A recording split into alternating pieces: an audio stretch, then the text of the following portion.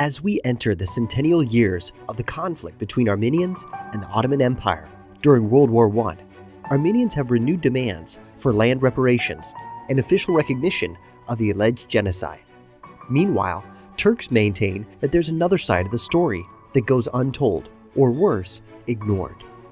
In order to find common ground and make true progress, we must take an honest look at the complicated history behind the conflict. In doing so, it'll become clear that it's not a one-sided story. It's a complex tragedy in which each side suffered incredible losses. Founded in 1299 and spanning 600 years, the Ottoman Empire was vast, comprised of multiple ethnic and religious groups, which largely coexisted in peace.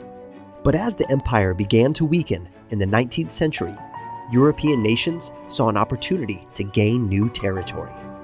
Taking advantage of a shared religion and manipulating hopes for independence, Russia encouraged some Ottoman Armenian groups to incite violent revolts against Turks in order to trigger counterattacks, encourage foreign intervention, and decrease stability.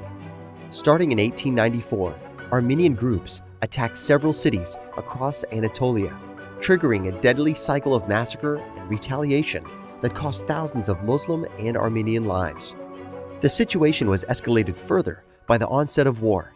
The Balkan War was soon followed by World War I in August 1914, and the conflict deepened as Armenians sided with Russia and the Allies against the Ottoman Empire. Armenian volunteers joined the Russian army to invade Anatolia, which they hoped would be the site of a new Armenian nation, with Van as its capital. As Russian forces moved on after capturing Van in April 1915, Armenian rebels wiped out the Muslim sections of the city.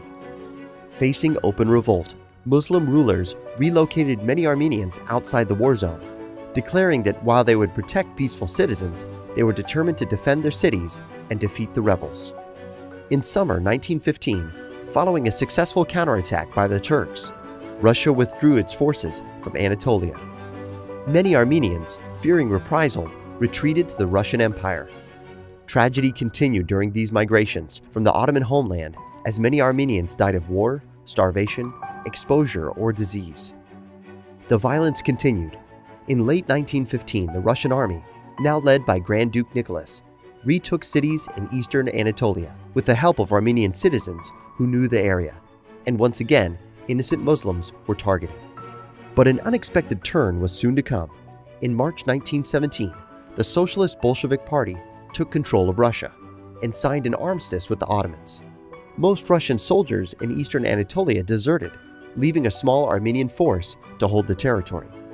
But within a year, the Ottomans had recaptured Anatolia, and the bloodshed continued. However, while the Ottomans won this battle, they lost the war, surrendering to Allied forces in October 1918. At the Paris Peace Conference in 1919, Armenians reminded the West of their contributions to their cause and asked them to intercede on their behalf. But following a fact-finding mission ordered by U.S. President Woodrow Wilson, the Armenian mandate was voted down. Fearing retribution, hundreds of thousands of Armenians fled the empire.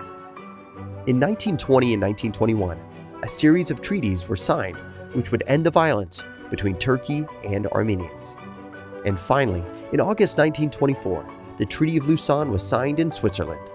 Allied nations recognized the sovereignty of the new Republic of Turkey, but did not acknowledge any statehood for Armenia. Failed by its Western allies, the dream of an Armenian nation had ended, not to be realized until more than 50 years later. Armenia only achieved independence in 1991 with the dissolution of the Soviet Union. During these dark years of war, more than 2 million lives were lost, and these were not just Orthodox Christian Armenian lives, but Muslim, Christian, Jewish, Turks, Arabs, and Kurds. A brief, honest review of this conflict makes it clear that there's no simple allocation of right and wrong between Turkey and Armenia. Thorough historical research would be required to fully understand this highly complex and nuanced series of events.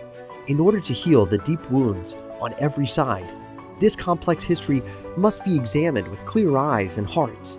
Then we can stop looking back at the last century and begin focusing on the next 100 years, finding new opportunities for dialogue, cooperation and peace. To learn more and take action, visit factcheckarmenia.com.